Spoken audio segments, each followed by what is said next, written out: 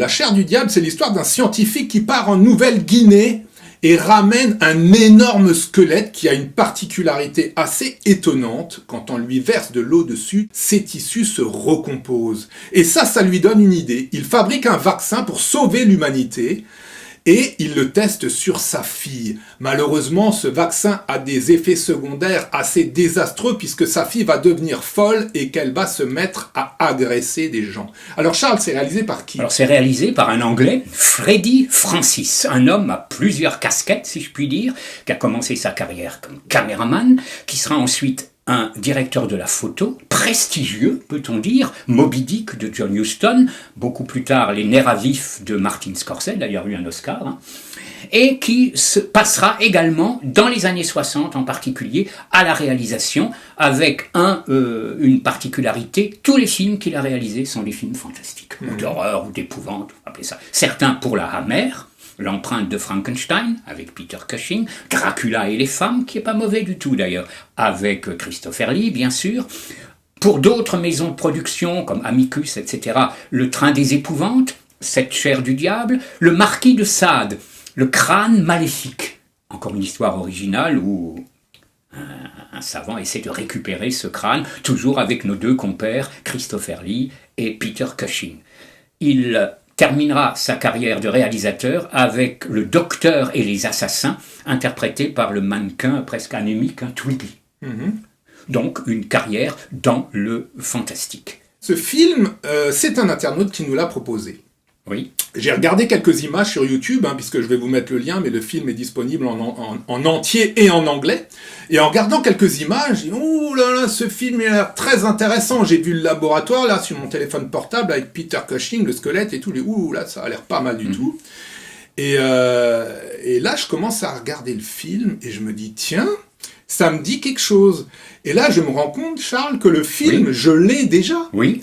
En fait, il fait partie d'un coffret, un coffret Peter Cushing, que j'avais depuis longtemps oublié, parce qu'il est assez mauvais. Et pourtant, dans ce film-là, Charles, on a quand même la réunion de deux acteurs principaux du cinéma fantastique. Absolument, et pas des moindres. Donc, Peter Cushing et Christopher Lee, on en a déjà pas mal parlé, des acteurs prestigieux. Christopher Lee est très intéressant dans ce film. Il interprète un directeur d'asile d'aliénés. Il est très intéressant. Malheureusement, il n'apparaît pas beaucoup. Il n'est pas là beaucoup. Peter Cushing, par contre, et je dirais que pour moi, là, ça a été un choc en revoyant le film, il est mauvais.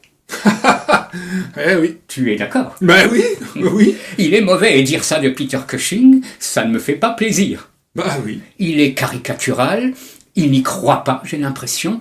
Et très souvent, que ce soit avec sa fille ou avec son frère, il surjoue. Oui, alors, un petit truc pour voir vraiment si une interprétation est bonne ou pas, il y a un petit truc qui est très simple. Il faut regarder le film en VO. Oui. En VO, là, vraiment, on voit, parce que sinon, ça peut être masqué par les VF. Donc, des fois, il y a des acteurs qui jouent pas terrible, mais comme la VF est très bonne, ça masque le jeu. Voilà. Oui, ou alors des VF qui détruisent complètement un film. Oui, alors, il y a l'inverse aussi, bien sûr. Alors, j'ai commencé à regarder le film en VO, et comme dit, au bout de 4 phrases, j'ai dit, oh là là là là, je vais mettre la VF. Ouais. Et bon, la VF arrive à masquer, effectivement, la voix de Cushing en VF est correcte, oui. Ouais, le film en VF est bon. Et bon, absolument, oui. Donc, c'est quand même très rare qu'un acteur de cette intelligence, de ce prestige, soit, je pense qu'il n'y a pas cru une seconde. Ah, je pense aussi qu'il n'y a pas cru, parce que ça n'est pas le seul problème du film. Je veux juste dire un mot sur les autres acteurs très rapidement. La fille, c'est une certaine Lorne Helbron, très mauvaise. Aucun charisme. Aucun charisme, alors vraiment aucun charisme. Il y a George Benson qui interprète l'assistant de Peter Cushing. Ouais. Bon, ça passe, mais enfin... Je m'en rappelle pas. Oui, tu t'en rappelles pas, c'est pas Boris Karloff. Non. C'est pas Boris Karloff. Jenny Runacre, qui est la servante. À tes souhaits. Bon, bah, à quoi dire. Oui. J'ai l'impression que là, tout le monde est venu en dilettante. Allez, on tourne, et puis c'est bientôt fini, voilà. Ouais. Bon, après, comme dit, on comprend assez rapidement qu'il y avait plusieurs problèmes. Alors, premier problème, une production désastreuse. Oui. Alors moi, je suis désolé, mais les décors, le laboratoire... Alors, encore... L'hôpital psychiatrique, Oui. c'est la partie réussie, Oui. c'est pas trop mal. Oui, absolument. C'est pas trop mal. Absolument. Mais comme on le voit 10 minutes dans le film, et que pratiquement la plupart du temps, on est dans le laboratoire de Peter Cushing qui est moche, alors les murs sont Oui. blancs unis ou je sais pas quoi, enfin, à un moment, il parle, il dit, voilà, je vais partir en Nouvelle-Guinée, et puis il met la main sur une carte. Mais la carte, mais je sais pas ce qu'ils ont foutu, les décorateurs, pour nous pondre une carte aussi moche. Alors vous allez dire c'est un détail, mais le squelette, il est encore plus moche que la carte, il a une tête comme... Il est tout gros, enfin bon, bref, en plus, il est pas du tout crédible une seule seconde, donc la production est ratée, il n'y a pas de pépette, je sais pas, ça fonctionne pas. Alors, est-ce qu'il y aurait une explication concernant ce bâclage? Tu m'as dit que le film aurait été prévu pour un autre réalisateur, également de fantastique, de la Hammer, Don Sharp. Bah, c'est l'explication, je pense pour moi qu'une grosse partie de l'explication c'est ça. On lui a refilé ce film en dernière minute, c'est Don Sharp qui devait le réaliser. Bon bah admettons, il s'est retrouvé avec ce film, bon bah voilà, il a fait ce qu'il a pu. L'histoire est super intéressante, mais alors elle est super mal ficelée quoi. Quand on a un concept pareil, nous sortir comme ça une histoire un peu qui est décousue, c'est quand même... Oui, un mot sur Don Sharp, il a également travaillé pour la Hammer, il a fait un Rasputin, le moine fou, avec Christopher Lee, complètement dément, et historiquement complètement faux, un film de pirates qui est pas mal, Les Pirates du Diable, et après, il aura une certaine gloire avec Christopher Lee et les Fu Manchu, le masque de Fu Manchu, les 13 fiancés de Fu Manchu. C'est aussi un réalisateur de télévision, certains épisodes de la mythique série Chapeau melon et bottes de cuir. Bah oui, on ne saura jamais Non. si Don Sharp aurait fait mieux. Moi, je pense que oui. Oui. Alors, les circonstances atténuantes, Charles, on l'a dit, il a reçu ce plan en dernière minute, ok.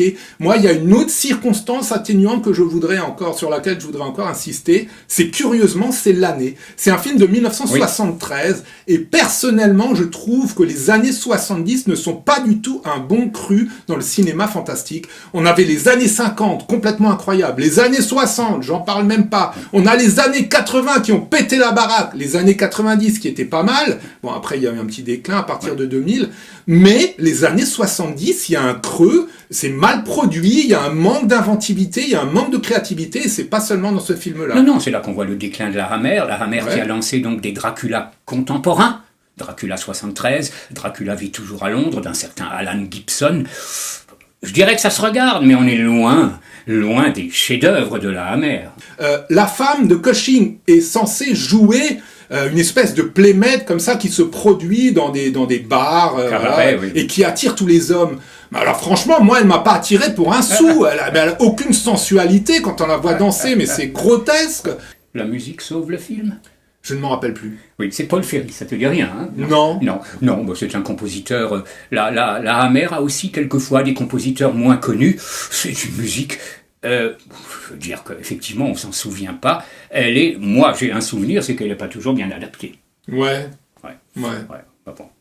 Donc, parce que la copie, en plus, la copie n'est pas très bonne. Hein.